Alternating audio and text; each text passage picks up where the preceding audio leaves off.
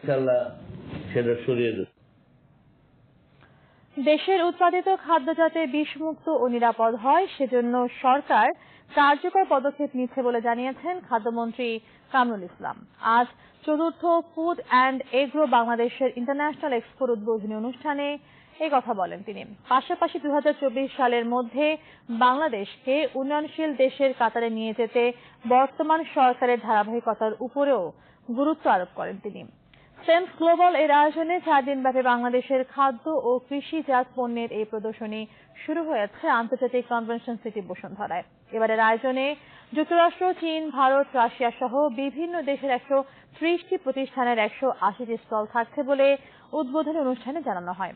বাংলাদেশের খাদ্য শিল্পের পরিবেশক, উপকরণ উৎপাদক ও নতুন প্রযুক্তির সাথে সারা বিশ্বের পরিচিতি করতে এমন উদ্যোগ বলে জানিয়েছেন মেলার আয়োজকরা।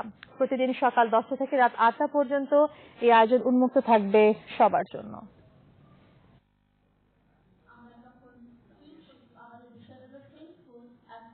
কোন দুর্নীতিবাজ, কোন দেশের অমঙ্গল কামনা যারা করে বা দেশকে যারা আবার পেছনের দিকে নিয়ে যেতে চায়, এইরকম কারো হাতে যদি রাষ্ট্রীয় ক্ষমতা আসে তাহলে কিন্তু আবার আমরা মুক্তিতে পড়বো।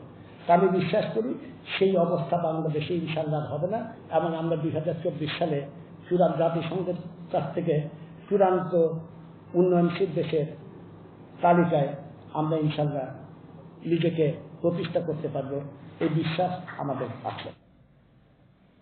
এবারে আমাদের বিশেষ আয়োজন রক্ত ঝরা।